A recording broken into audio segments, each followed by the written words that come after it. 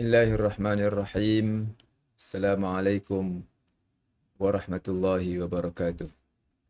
Alhamdulillahirabbil alamin wassalatu wassalam ala asyrafil anbiya wal mursalin sayyidina maulana Muhammad wa ala alihi wa ashabi ajma'in amma ba'd. InsyaAllah pada kali ini kita akan bincangkan tentang topik dakwah manifestasi daripada tauhid, di mana perbincangan kita yang lalu dalam 9 siri yang sebelum ini semuanya berbincang berkaitan dengan tauhid. Tapi dalam aspek tauhid ini dia tidak lengkap sekiranya kita tidak membincangkan tauhid ini daripada perspektif dakwah. Dalam kuliah kali ini kita akan bincangkan tentang tauhid, hubungan tauhid dan dakwah, dan Islam sebagai agama yang paling benar. Dakwah bukan bererti Islam sebagai agama yang ekstrim. Sebagai mukadimah perbincangan kita pada hari ini, kita melihat dan kita faham tentang maksud tauhid ini merupakan satu perkataan yang berasal daripada perkataan wahid. Wahid bermakna satu. Dengan kata lain, apabila ditambah awalan tauhid, bererti mensatukan, yakni mengesakan Allah Subhanahu wa taala. Ini perkataan wahid. Dengan kata lain, kita menumpukan sepenuhnya kehidupan kita ke arah satu, ke arah Tuhan yang satu. Satu hala tuju sahaja. Kerana hala tuju inilah yang akan membawa kita selamat di dunia dan di akhirat. Seorang yang berakidah tauhid meyakini dan mempercayai bahawa hanyalah Allah Ta'ala sebagai Tuhan yang mencipta alam, dan hanyalah Tuhan yang layak untuk disembah. Ini seorang yang tauhid, meyakini Allah Ta'ala sebagai pencipta, mengatur, mentadbir alam. Bukan sekadar itu, dia perlulah meyakini Tuhan itu, Allah Ta'ala itu sebagai Tuhan yang layak untuk disembah dan mesti untuk ditaati segala perintah dan menjauhi segala larangan daripada Allah Subhanahu wa taala. Ini adalah satu panduan yang dibawa oleh tauhid. Dengan kata lain, kita mesti menumpukan hala tuju hidup kita dalam satu arah ini untuk mencapai kejayaan dan selamat hidup kita di dunia dan di akhirat. Lebih daripada itu, untuk kita mengaitkannya dengan dakwah. Dalam tauhid ini, kita meyakini bahawa Islam saja agama yang benar. Manakala agama lain, kepercayaan yang lain, kita meyakini itu adalah kepercayaan yang salah. Kepercayaan yang membawa kepada kesesatan. Manakala yang benar hanyalah tauhid sahaja. Hanyalah agama Islam sahaja. Kerana agama Islam ini yang dipandu oleh tauhid ini mengajak manusia beriman kepada Allah Subhanahu wa taala. Dalam aspek ketuhanan, kebenaran itu mesti satu. Dalam aspek kehidupan ni mungkin lebih daripada satu. Contohnya, kalau orang sebut teh yang kita minum ni manis, kita rasa manis, mungkin orang lain rasa tidak manis. Mungkin ada orang lain kata tawar, masih tawar lagi. Kan? Ini dalam aspek kehidupan tu mungkin berbeza. Tetapi dalam aspek ketuhanan, kebenaran itu mesti satu. Seperti mana yang berlaku dalam sains pun, kan, kebenaran itu biasanya satu. Contohnya 1+2. 1+2 jawabnya 3. Dia tak boleh 1+2 jawab 13. 1+2 jawab 31. Tidak. Dalam sains, dalam yang natural ataupun alam tabi'i ini biasanya satu. Kebenaran itu satu. Dalam aspek kemanusiaan, dia boleh banyak. Dalam aspek perasaan, pengalaman, suka, tak suka, dan itu boleh banyak. Apatah lagi kalau kita lihat dalam aspek ketuhanan ini, dia mesti satu. Kan? Dia mesti satu. Seperti mana dalam aspek ilmu sains, dia satu. Jadi hanya Islam sahaja satu agama yang benar. Jadi implikasi daripada itu ni yang kita mengaitkannya dengan dakwah. Oleh kerana dalam akidah Islam, seseorang yang tak beriman, seseorang yang kufur dengan Allah Subhanahu Wa Taala, dia akan masuk dalam neraka. Bila masuk dalam neraka, kan, itu merupakan satu tempat yang paling rugi dalam kehidupan seorang manusia apabila manusia ini mati dan akhirnya berada dalam kesudahan yang buruk. Jadi sebab itu kita orang Islam cuba dan berusaha menyelamatkan manusia daripada kesesatan dan kebatilan. Di sinilah peranannya dakwah. Kalau orang sebut apa kaitan tauhid dengan dakwah? Tauhid bererti menumpukan kehidupan kita kepada arah iaitu mencari Allah Subhanahu Wa Taala. Tauhid bererti Allah Taala Tuhan yang satu. Tauhid bererti tumpuan hidup kita kepada Allah. Manakala implikasi apabila kita tidak menerima tauhid adalah kufur. Bila kufur, dia membawa kepada pengakhiran yang buruk dalam kehidupan. Akan masuk neraka, akan mendapat kemurkaan daripada Allah Subhanahu Wa Taala. Di sinilah terletaknya peranan dakwah. Peran dakwah ini berusaha untuk menyelamatkan manusia daripada kesesatan dan kebatilan, kerana apabila manusia berada dalam sesat dan batil ini, mereka akan hidupnya, penghujungnya berada dalam satu kerugian yang amat sangat. Sebab itu satu tanggungjawab dan amanah yang perlu untuk kita pikul sebagai seseorang yang mengakui tauhid ini, untuk kita tahu perkara yang benar dan perkara yang salah. Sebab itu kita belajar untuk tahu mana betul dan mana salah. Dan kita meyakini bahawa Islamlah satu-satunya agama yang benar, yang menyebabkan dan menyelamatkan kita hidup di dunia dan di akhirat. Sekiranya kita melihat ada seseorang yang ingin bunuh diri, yang ingin terjun, sebagai contoh, terjun daripada jambatan Pulau Pinang. Bila kita melihat ada seseorang ini yang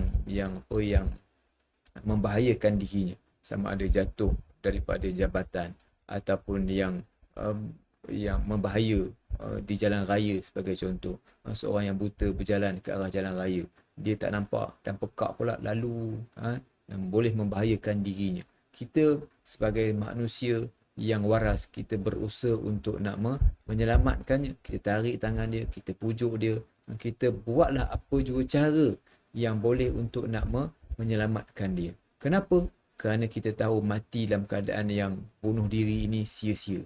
Kita ada peluang hidup, kenapa tidak kita manfaatkan peluang hidup kita untuk nak mencari keselesaan, mencari kesenangan, mencari keselamatan. Kenapa perlu mati awal? Kenapa perlu untuk bunuh diri? Maka itulah antara alasan-alasan yang kita beri untuk menyelamatkan dia. Kalau tak, tuan-tuan, orang yang nak bunuh diri ni, kita suruh lagi, kau matilah cepat sikit, senang kan? Senang aku nak hidup ni aman sikit, banyak orang, banyak susah. Tetapi kita tidak begitu. Kita berusaha untuk menyelamatkan dia. Kerana apa? Kerana ini adalah fitrah kepada kemanusiaan. Oleh kerana itu, apabila berlakunya seseorang yang ingin bunuh diri ini, kan, kita cuba menyelamatkannya. Begitu juga sekiranya ada, kita tahu ada manusia yang mati, yang beriman, mati dalam keadaan tidak Islam, yang hidup dalam keadaan tidak Islam. Bila hidup dalam keadaan tidak Islam, mereka tidak masuk dan tidak memeluk agama Islam. Apa akidah kita? Apa keyakinan kita? Keyakinan kita ialah mereka ini yang tidak Islam ini akan dimasukkan ke dalam neraka, akan diazab dalam kubur, akan berada dalam kesudahan yang cukup merugikan hidupnya. Dalam sejarah hidup seseorang manusia, bila mati kufur, satu keadaan yang cukup rugi dalam hidupnya. Bila cukup rugi dalam hidup, kan, apa sikap kita sebagai orang Islam? Apa sikap kita? Kan? Confirm kalau dia mati tidak Islam, masuk dalam neraka, masuk dalam kubur, confirm akan masuk neraka Allah Subhanahu Wa Taala. Melainkan kalau Allah Taala ampunkan itu cerita lain lah. Tapi maknanya kalau berdasarkan kepada janji Allah Taala, orang yang beriman akan masuk syurga, orang kafir akan masuk neraka. Sekiranya kalau orang ini tidak masuk Islam, kan, dia bila mati dia akan masuk neraka Allah Subhanahu Wa Taala. So kalau dia confirm masuk neraka, kan, apa sikap kita? Apa tindakan kita? Kan, tindakan kita ialah untuk menyelamatkan dia. Tindakan kita untuk nak bagi tahu dia jalan yang betul. Tindakan kita lah untuk nak bagi tahu apa yang keyakinan kamu ni keyakinan yang salah. Di sinilah terletaknya hubungan yang rapat di antara tauhid dan dakwah. Seorang yang mempunyai tauhid, seorang yang mempunyai keyakinan yang tinggi kepada Allah Subhanahu Wa Taala, dia perlu melihat manusia dengan pandangan dakwah. Dia melihat ada orang yang bukan Islam, dia melihat dengan pandangan dakwah. Dengan pandangan macam mana? Kan aku nak menyelamatkan dia. Aku nak cuba nak memberikan, nak membawa misi kebenaran kepada dia. Dia melihat dengan pandangan dakwah. Walaupun mungkin pada ketika ini, kan, dia tidak dapat sampaikan lagi dakwah kepada seseorang, tetapi dalam hatinya, dalam fikirannya, aku nak bawa Islam kepada dia. Aku nak sampaikan Islam kepada dia. Walaupun mungkin bukan sekarang, mungkin esok, mungkin lusa, mungkin bulan depan, mungkin tahun depan, mungkin satu masa nanti. Kan? Ini yang perlu ada dalam minda orang Islam. Apabila minda orang Islam ni ada perkara ini, maka dia melihat orang bukan Islam, dia melihat orang yang tidak menerima Islam ni dengan pandangan kasih sayang, bukan dengan pandangan benci. Sebab kita nak menyelamatkan orang. Bila kita nak menyelamatkan orang sebegini, bukan kita marah dia, bukan kita benci dia, kita sayang dia. Kita sayang dia, sebab itu kita selamatkan dia. Kalau kita benci, kan, kalau kita memusuhi dia, baik kita buang dia je daripada jambatan ni, biar jatuh ke laut, mudah cerita. Tapi tak, kita sayang dia. Sebab itu dakwah dilakukan dengan penuh kasih sayang, bukan dengan penuh kebencian. Salah kalau kita menyebarkan dakwah dengan penuh kebencian, kerana Islam bukan agama yang menurun kepada benci-membenci. Islam ini satu agama yang kita perlu persembahkan dalam bentuk yang paling indah, yang bentuk yang paling cantik. Sebagai contoh, kalau kita ada makanan, makanan kita tu sedap main makanan kita masak dengan masakan yang sedap. Tapi bila kita lemparkan je makanan kita itu di atas meja, ambil sampai berterabur atas meja, makan yang sedap tu tak nampak sedap, kan? Bila kita hambur dengan perkataan maki hamun, yang perkataan yang tidak baik, pendekatan yang salah, jadi bagaikan kita ada makanan yang sedap, kan? Tapi orang duduk atas meja, kita tidak hidangkan, tapi kita taburkan nasi di atas meja, makanlah korang. Jadi itu contohnya, kan? Makan yang sedap tu tak ada siapa yang nak jamah pun, melainkan kalau orang kebuluran tu dia makanlah. Tapi orang yang waras, dia kata nak bagi aku makan macam ni, ini bukan bagi makan, dia kata. Inilah yang perlu untuk difahami dalam konteks kita menyelamatkan manusia. Kenapa kita selamatkan? Sebab kita sayangkan dia, kan? Penglihatan ini, cara pandang inilah yang perlu nak dibawa dan dimiliki oleh orang yang bertauhid. Lagi dia kuat keyakinan dia kepada Allah Subhanahu Wa Taala, lagi dia ada rasa yakin bahawa sekiranya ada orang yang tak memeluk Islam, confirm dia kata mati ni akan diazab oleh Allah Subhanahu Wa Taala, kan? Dia kata mati ni akan masuk neraka Allah Subhanahu Wa Taala. Melainkan kalau Allah Taala nak ampunkan tu, itu cerita lain lah, kan? Itu adalah rahmat Allah Taala. Tapi kan janji Allah Taala itu begitu, kan? Ini yang perlu disedari dan difahami, kaitan antara tauhid dan dakwah. Dan ini bukan bermakna Islam tu poyo, kan? Syok sendiri, kan? Orang yang poyo ni, dia rasa syok sendiri. Dia kata isteri dia yang tercantik, ayah saya yang paling hebat, anak saya yang paling pandai. Ini syok sendiri. Ini poyo. Islam bukan poyo, kan? Islam agama yang berdasarkan kepada bukti dan kepada fakta. Boleh kita tengok bukti, boleh kita tengok fakta, kan? Malahan sekiranya kita yakin bahawa orang yang tak ikut Islam akan menjadi sesat dan tidak selamat hidupnya di dunia dan di akhirat. Ini bukan soal poyo. Poyo ni dia syok sendiri.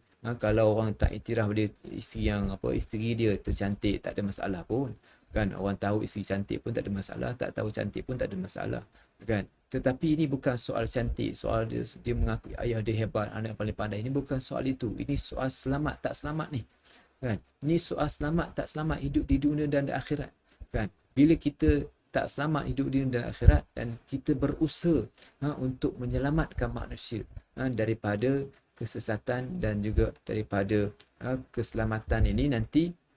Dan kalau di akhirat nanti kalau dia tak Islam, dia akan berada dalam neraka Allah Subhanahu Wa Taala. Alangkah ruginya manusia yang sedemikian.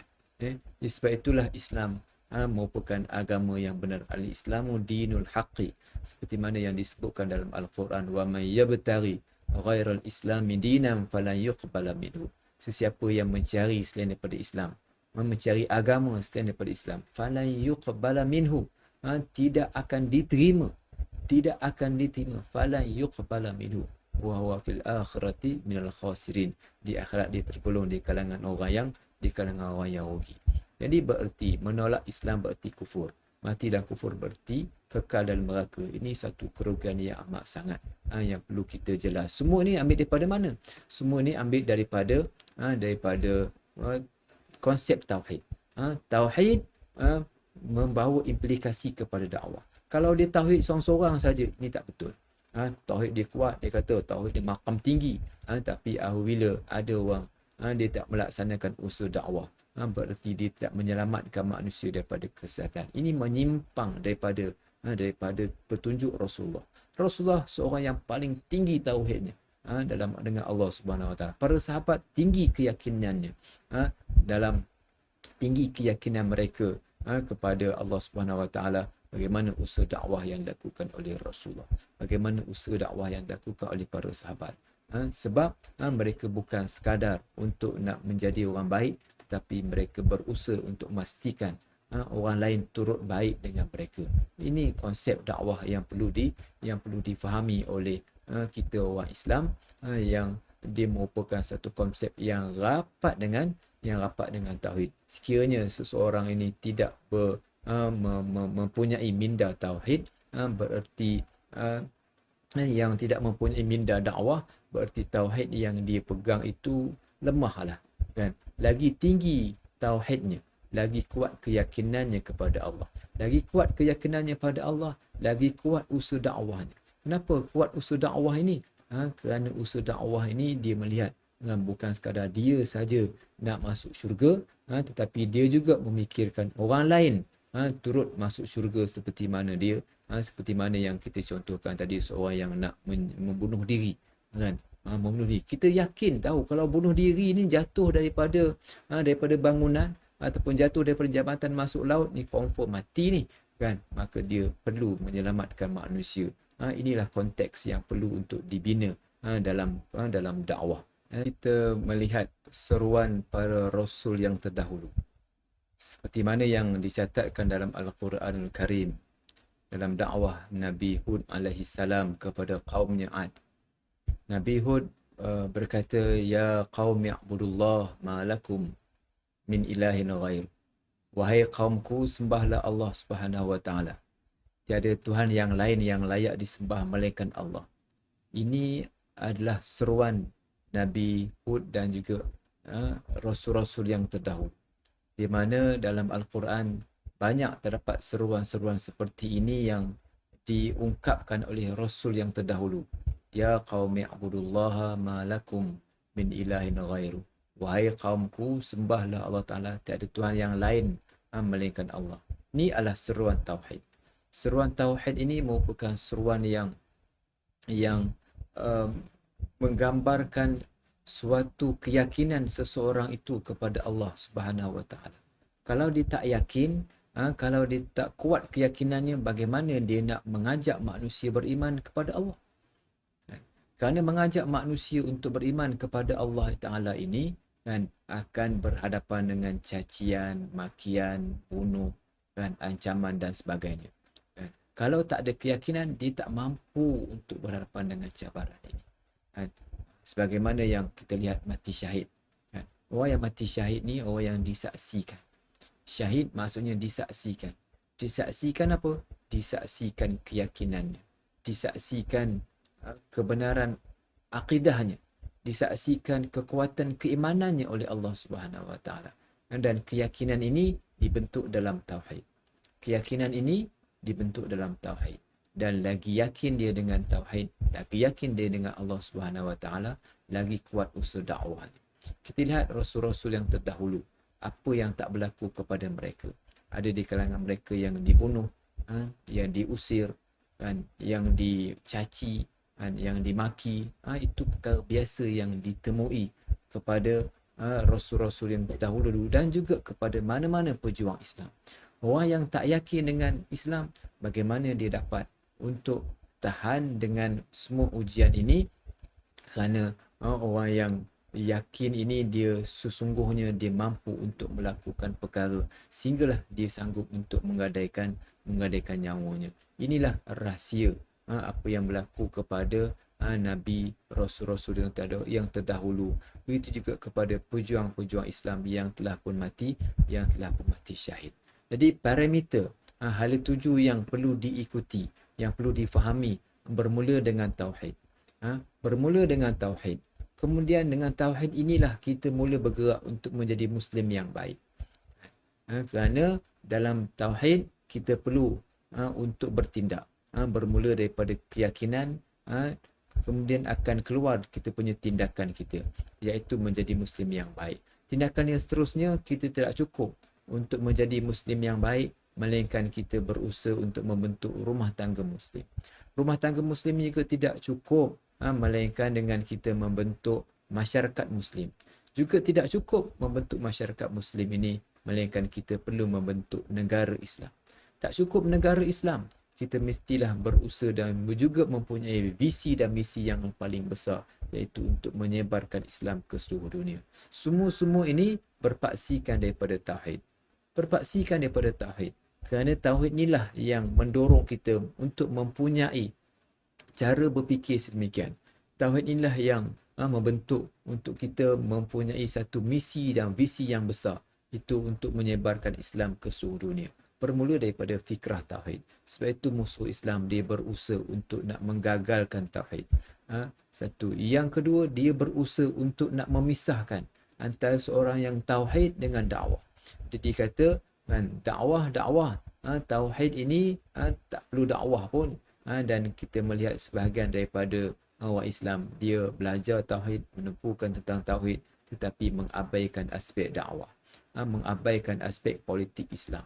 Dakwah dan politik ini merupakan dua perkara yang berpisah tiada. Dakwah dan politik yang sangat rapat. Kerana untuk membentuk masyarakat Muslim, untuk membentuk negara Islam, untuk menyebarkan Islam ke seluruh dunia, tak boleh tanpa politik. Mesti ada politik. Dengan cara yang tertentulah. Ada negara yang perlu kepada politik parti, ada yang negara yang perlu kepada politik dengan cara persatuan, dengan cara NGO, bergantung kepada suasana negara berkenaan. Dan untuk pergi ke peringkat dunia, tidak cukup dan tidak boleh. Mestilah kita mempunyai keupayaan politik, keupayaan ekonomi yang kuat. Dan inilah yang akan membentuk kekuatan kepada umat Islam. Apapun semua kekuatan ini bermula daripada kekuatan tauhid. Tauhidlah yang membentuk cara berfikir. Tauhidlah yang membentuk cara bertindak manusia dengan tindakan yang betul. Dan tauhidlah yang mendorong manusia dalam usaha dakwahnya, dan usaha dakwah ini tidak cukup, melainkan ada disekalikan dengan unsur dan juga dengan pendekatan politik. Kedua-dua ni berpisah tiada, termasuklah tauhid. Semua ini dalam Islam dianggap sebagai satu sistem juzuk yang tidak boleh berpisah di antara satu sama lain. Kerana dakwah ni bukan ekstrim, kan? Orang yang bertauhid dianggap tidak toleran, dan juga dianggap dianggap sebagai ekstrim kerana meyakini kebenaran agamanya. Kan ini satu stigma yang berlaku dalam kalangan masyarakat. Dia kata kita perlu toleran, kita perlu hidup dalam keadaan lebih harmoni, biarkan. Kan memang kita tidak memaksa. Dalam Islam kita tidak memaksa, tetapi dalam Islam ni kita tidak boleh dihalang untuk kita menyampaikan kebenaran. Sekiranya kita ada benda yang kita nak jual, kita ada benda yang kita nak jual telefon, kita nak jual rumah, kita nak jual apa, kan kita berusaha untuk nak menyampaikan mesej ini kepada sasaran kita. Kita cuba sampaikan dengan baik kerana kita tahu, kan, kerana kita tahu apa yang kita jual ni yang terbaik, kan. Sebagai contoh, kita ada telefon bimbit. Telefon bimbit ni kalau kita jual ataupun kalau kita jual, kita beri je kat orang lain. Kita ada telefon bimbit ke, kita punya harga yang kita beli dulu RM2,000 telefon kita. Kita nak bagi kat orang lain tak nak. Orang lain tak nak kan. Sebagaimana kita nak bawa agama, orang lain tak nak. Kita nak jual, nak bagi telefon, orang lain tak nak. Sebab apa dia tak nak? Sebab dia tak tahu nilai telefon yang kita ada. Dia hanya pakai Nokia 3310. Kenapa dia pakai Nokia 3310? Sebab dia tak tahu nak guna telefon bimbit yang mahal. Sebab dia tak tahu nilai. Di sinilah peranan kita untuk menyampaikan mesej yang baik, meyakinkan dia dengan agama, memberikan kefahaman yang betul dengan pelbagai cara dan pelbagai kaedah. Bukan cara paksa. Cara paksa ni tak betul. Kerana paksa ni bukanlah suatu kaedah dalam agama, kan? Tetapi perlu dengan cara mengajar, dengan cara menyeru, dengan cara yang terbaik, seperti mana yang dianjurkan dalam agama ni. Ada 3 kaedah yang besar, iaitu hikmah, yang kedua nasihat, ataupun dipanggil dengan mau'izatul hasanah, yang ketiga mujadalah billati ahsan, berbahas dengan cara yang baik. Ini 3 metodologi dakwah yang perlu diikuti. Berhikmah dengan cara yang lebih baik, dengan cara yang bijaksana, kan? Bukan cara sembrono, bukan cara kita paksa, bukan cara kita marah-marah, tapi bijaksana. Walaupun tak semestinya yang marah tu tidak bijaksana, tidak. Kadang-kadang marah tu bijaksana, tetapi maknanya sampaikanlah dengan cara yang terbaik. Berilah nasihat dengan cara yang terbaik, kerana itu adalah salah satu, kan, ni pendekatan yang dilakukan oleh Rasulullah sallallahu alaihi wasallam. Semua ini terkandung dalam sirah Rasulullah, bagaimana Rasulullah menyampaikan Islam yang dengan cara yang terbaik. Dan kita tak mahu ada mereka yang mempunyai yang belajar tauhid, belajar tauhid tinggi-tinggi, kan? Dia kata dia belajar kitab sana, belajar kitab sini, belajar zat Allah Ta'ala, belajar tentang sifat Allah Ta'ala, tetapi hilang nilai dakwah daripada pembawaan mereka. Ini satu benda yang silap, kerana dakwah dan tauhid ini berpisah tiada, kan? Sekiranya kita tauhid, kan, dia akan membentuk cara fikir kita. Cara fikir kita apabila melihat manusia, kita lihat dengan pandangan dakwah. Kita lihat orang sana, kita lihat masyarakat kita, kan, yang tidak dakwah, yang mungkin dalam keadaan longgar pegangan agama mereka, kita ajak mereka. Sebab kalau kita tak ajak mereka, rugi mereka hidup. Ini bukan bererti kita poyo, kita yang hanya yang terbaik. Kita berusaha sama-sama membawa diri kita, membawa masyarakat kita dengan satu hala tuju yang baik, itu ialah untuk nak berjumpa dengan Allah Subhanahu Wa Taala. Ringkasnya, tuan-tuan perempuan yang dirahmati Allah, kan, tauhid merupakan satu benda yang teras dalam agama. Tauhid inilah yang mendorong dakwah.